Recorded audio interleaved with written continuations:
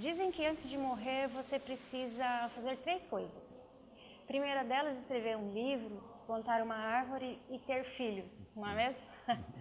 Por quê? Porque tudo isso deixa o seu legado, a sua essência, as suas ideias para sempre. Pensando nisso, a gente convidou aqui o pastor Areli Barbosa para conversar um pouco sobre essa parte de criar filhos. Tudo bem, pastor? Tudo bem, Brenda. Um prazer poder estar aqui no canal Maternidade, falar sobre coisas revolucionárias, né? Isso é verdade. O que a educação representa para o senhor? A educação é um processo de continuidade. Dependendo do que você tem como informação, se ela é boa, tende a passar aquela informação boa, né? Se ela é ruim, tende a piorar, né? Eu sei que o senhor comenta bastante sobre a principal função do educador.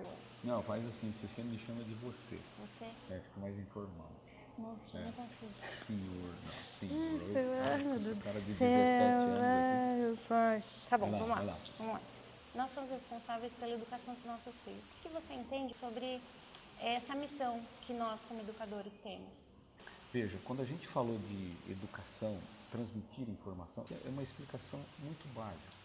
Com a entrada do pecado, o gênero humano, o ser humano, tende a piorar, porque as coisas vão ficando piores, ruins, a maldade, o pecado, na essência está em mim, está em você. A educação cristã, ela primeiro consiste em irmos na fonte correta, que é Deus, Ele deixou a sua palavra, e aí sim, pais e educadores se basearem com os princípios bíblicos e começarem a transmitir informação para a próxima geração. Isso é um processo divino, poderoso, porque é só dessa forma que você vai transformar. Você não ensina teu filho a ser desobediente. Eu acho que um pai que tem visão correta não vai fazer isso. Ele não ensina o filho a enfiar o dedo no olho do outro, né? Ou ele não ensina o filho a tomar um brinquedo, né? E às vezes os nossos filhos pequenininhos dão cada vergonha, não fazem passar por cada situação, e você não ensinou.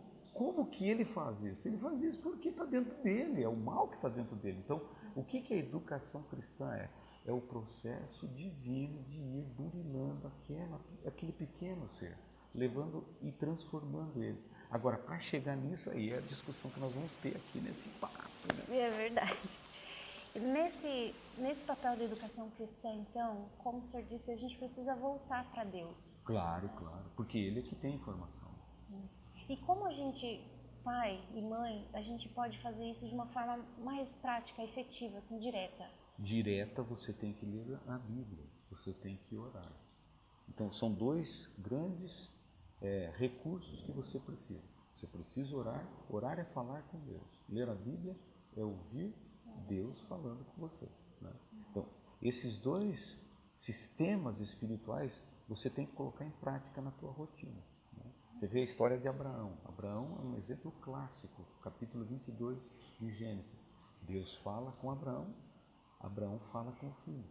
O processo está bem correto. Primeiro Deus, é a gênesis da educação. Primeiro Deus, né? E depois o filho. Você primeiro precisa pegar a informação daquele que tem informação boa. E depois você transfere para o teu filho. Você transmite para ele valores, né? Aí vem uma coisa que o senhor comentou, é nele que está a informação boa, né?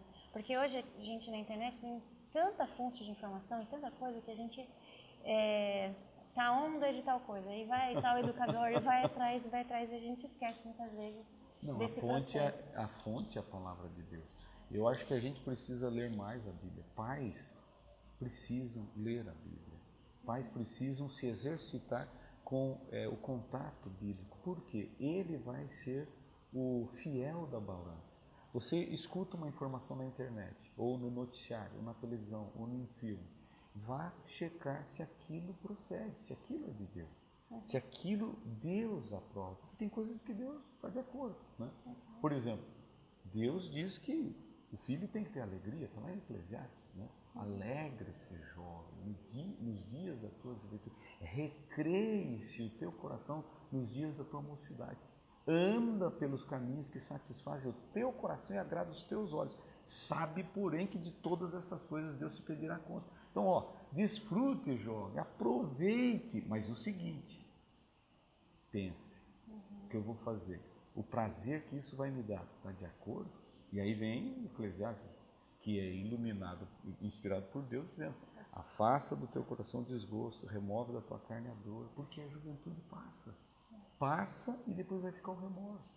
Você está notando a informação? Esse é um conselho que dá tanto para usar com adolescentes, jovens, quanto as crianças mais novas, porque às vezes a gente reprime tanto os nossos filhos, né? E a gente esquece que a Bíblia deseja, e a Bíblia ensina que Deus deseja que nós sejamos felizes. Mas é né? claro, a gente tem que sorrir. Eu acho que o cristão tem que ser um cara feliz, né? E tem uma diferença entre gargalhada e alegria. Você não deve ficar dando gargalhadas para dizer que você é cristão, não. Você tem que ser feliz, tem que ser alegre. Tem horas de tristeza. Por isso que a própria Bíblia diz: tem tempo para tudo, tem tempo para sorrir, para chorar. Então, essa garotada, essa criançada, hoje eu estou achando que está tendo uma tendência muito séria a criança, adolescente e jovem a ser muito triste, muito sorumbático. E os índices de suicídio estão crescendo. Você está notando? Na minha infância, eu sou tão novão também, né? Mas quando eu era garotão, puxa, eu queria desfrutar da vida, eu queria aproveitar acampamento, correr, pular, saltar. Parece que as pessoas estão perdendo o brilho, né? Então, a gente precisa voltar aos princípios originais. Então, aí quando você falou o seguinte, aquilo que é educativo e em relação àquilo que vem de uma informação externa, internet, filme, a vida secular, você tem que sempre checar na Bíblia. Por quê? Eu não tenho orientação, né? Para encerrar esse bate-papo, pastor, eu gostaria que o senhor deixasse um conselho para os pais, para esses pais e mães cristãos. O pai tem que entender que o processo educativo, ele consiste em você mostrar, você falar e você viver. Quando você fala da honestidade, você tem que mostrar a honestidade, você tem que falar da honestidade, mas tem que viver. O pai ensina quando ele vive ao lado. Isso é uma das coisas bonitas, eu tenho que andar do lado dos meus filhos. Por isso que quem quer ter filho tem que dar tempo para o filho. É melhor você reduzir o orçamento, de repente a mãe trabalhar menos para estar mais próximo ao filho. O pai tem que dar atenção. São momentos cruciais, a idade ali, os primeiros anos até os 8, 9, 10, 11 anos serão fundamentais na vida dessa criança. Depois os pais vão começando a descolar um pouco, porque é o próprio processo de crescimento deles. Então é importante. O que eu diria para os pais? Isso. Invistam, não tenham medo, né? Eu ganhei um chau-chau. Na verdade, acabamos comprando um cachorro da raça chau-chau. O chau-chau, você não sabe, é um leão, né? E o bicho é bravo. É legal. E quando a gente comprou... Super temperamental. Exatamente. O adestrador, porque a gente ficou desesperado. Eu falei, vamos entregar esse cachorro, vamos vender, vamos doar. Aí o adestrador falou assim, você comprou um cachorro meio louco mesmo, bipolar. E meu Deus, o que eu vou fazer? Aí eu falei, vou dar. Ele falou, não, se você quiser mudá-lo, faça 3 coisas. Olha só, o adestrador estava falando processo educativo. 3 coisas. Dê comida, dê a oportunidade de ele fazer as necessidades e dê carinho. Você vai mudar esse cachorro. Interessante. 3 coisas.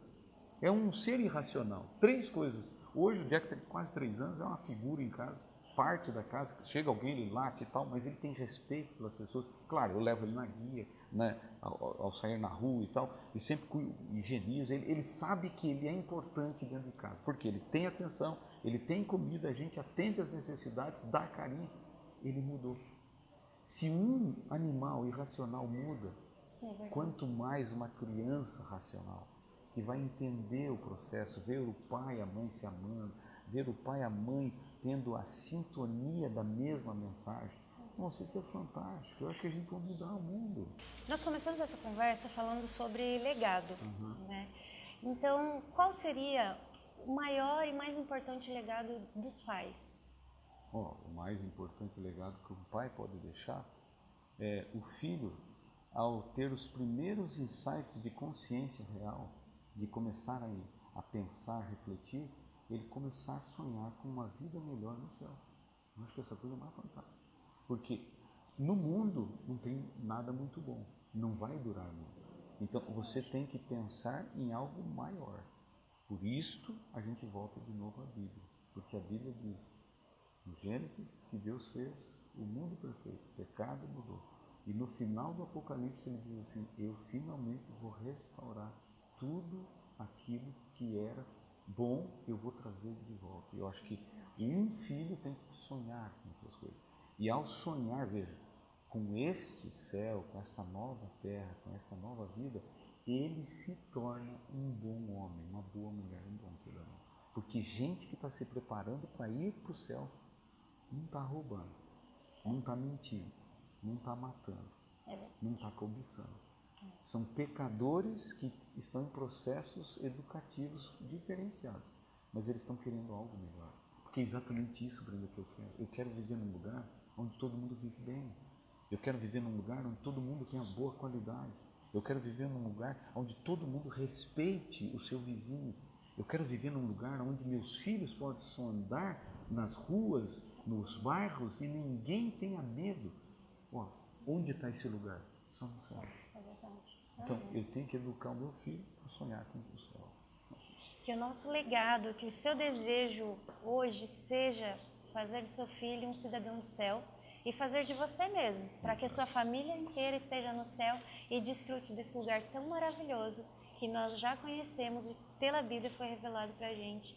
A gente se vê até o próximo vídeo. Não se esqueça de compartilhar esse vídeo com as suas amigas e amigos se ele mudou a sua vida. Tchau! Muito bom, pastor. Isso aí. Nossa, ficou muito bom, muito bom. É mesmo. Vai ajudar muita gente, viu? Amém.